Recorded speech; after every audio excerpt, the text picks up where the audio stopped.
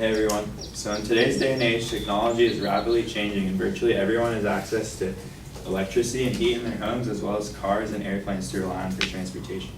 Technology such as this is widely seen as a necessity, and this global expansion for energy use is increasing dependence on finite fossil fuels, which have the byproduct of producing many harmful emissions. The opposition claims that renewable forms of energy are an immediately necessary alternative to fossil fuels, with secondary claims that alternative energy reduces or produces little to no harmful emissions, has an inexhaustible energy supply, and will produce economic benefits. Although it is necessary to reduce our dependence on finite fossil fuels, renewable energies are not an immediately feasible option for a nation. The first secondary claim made by the opposition was that alternative energy produces little to no harmful emissions. He begins to support this claim with a piece of evidence which states that with the elimination of coal-fired power plants in America, 25% fewer emissions will be released in the air, where power plants using natural gas only account for 6%.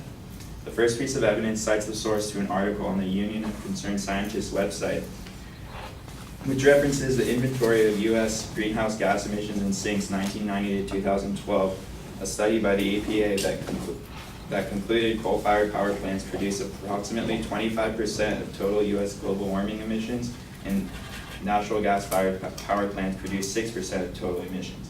Not that alternative energy would eliminate these emissions. Natural gas power plants rely on a hydrocarbon composed mainly of methane and propane extracted from the earth.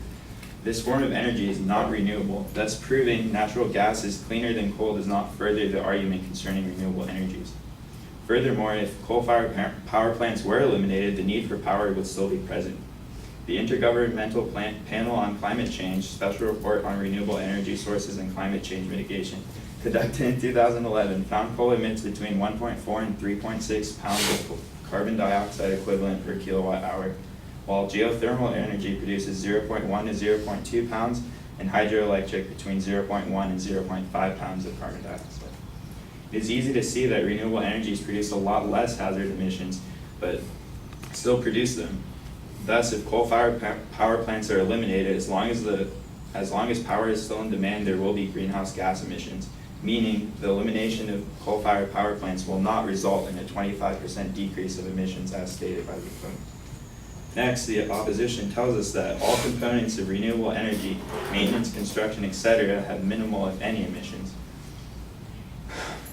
Although this claim is not out of this world, it does not command any authority, leaving the audience with the opposition's credibility as the only thing persuading them that renewable energies in fact produce little to no emissions.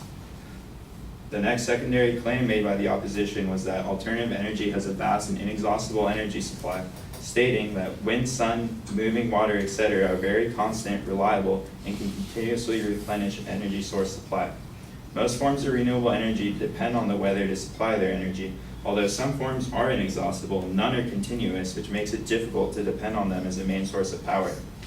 Hydro generators need rain to fill dams to supply flowing water, wind turbines need wind to turn the blades, and solar collectors need clear skies and sunshine to collect heat and make electricity. When these are unavailable, so is the capacity to produce energy from them, making renewable energy unpredictable and inconsistent. The next piece of evidence states that renewable energy can supply an estimated 482,247 billion kilowatt hours, 118 times more than the nation currently uses. The evidence is cited again to the Union of Concerned Scientists and offers a figure of combined potential of renewable energies. The statistic was taken from an analysis done by the National Renewable Energy Laboratory, which discusses that this potential is technical and does not take into account the market or economics of the situation. It is also important to note that not all this technical potential can be tapped due to many hurdles, including conflicting land use needs, the high short-term costs of these resources, constraints on ramping up their use such as limits on transmission capacity, and barriers to public acceptance. The opposition's final claim is that alternative energy will produce jobs and other economic benefits. He then tells us that renewable energy sources are more labor-intensive, requires more workers, and in 2011, in the U.S., 75,000 full-time employees were hired in the wind energy department, 100,000 part-time full-time were hired in the solar industry, 250,000 were hired in the hydroelectric, and 5,200 workers were hired in the geothermal industry. This final statistic is once again quoted to the Union of Concerned Scientists, and without close examination appears to provide sufficient evidence to conclude that renewable energies are in fact a growing industry that will continue to broaden its workforce.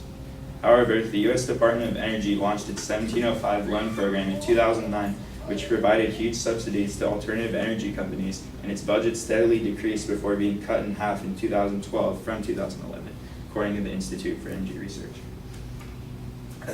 Many renewable energy companies were given massive loan guarantees under this program, including Solyndra, Abound Solar, and First Solar, which received one of the largest subsidies with a loan guarantee of $3 billion. And by the end of 2011, most of this loan guarantee was sold and 30% of its workforce was fired. Similar to Solyndra and First Solar, who went bankrupt in 2011, initial hopes were high for Abound Solar, but it sold defective or underperforming products, and this company laid off 70% of its workforce before going bankrupt in June. With other companies such as these tanking after 2011, it skews the statistic of how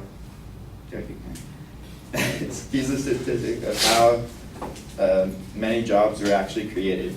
The opposition's final piece of evidence is that switching to alternative energy will result in the ripple effect, where if consumers have to spend less money on energy, more will be put in the economy. This last claim forces the audience to infer that alternative energy will be cheaper than fossil fuels without any real facts. The big issue is that the current cost of renewable energy technology is far in excess of traditional fossil fuel generation. All in all, there's no refuting the fact that renewable energies are good and should be implemented as soon as possible, but the reality is that there are economic as well as technical issues that hinder the feasibility of such implementation, and to argue for these energies requires these points to be addressed. The opposition's argument was one-sided, with only one source used for majority of the speech, and failed to provide sufficient evidence or reasoning to come to the conclusion that it is immediately possible to tackle this overwhelming issue. Thank you, sir.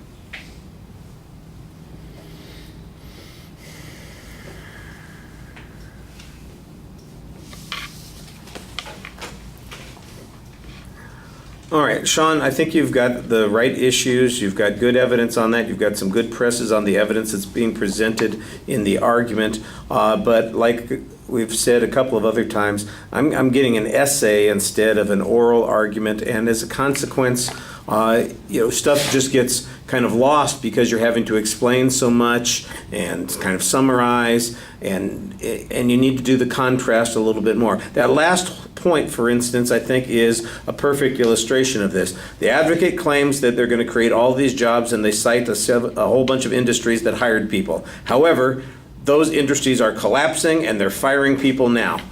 That's the simple claim. And instead of spending, a minute and a half trying to explain all of that, you can say the claim in 10 seconds, and then here are the examples. This company laid off 30% of its workforce. This company got a $3 billion loan and then laid off 70% of its workforce, and then it disappeared entirely.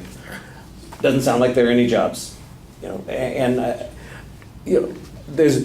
got all the stuff in the argument that you ought to have. What's not being done is turning it into a speech. It's an essay. And it's a good essay, but remember, this is an oral communication activity that we're doing here.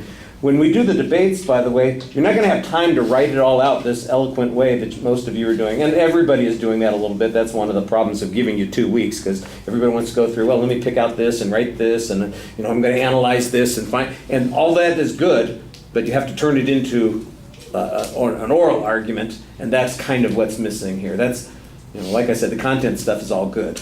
Just the oral stuff just needs to... You guys are writing philosophy papers instead of making an oral argument. That's kind of what's going on. Okay, thank you.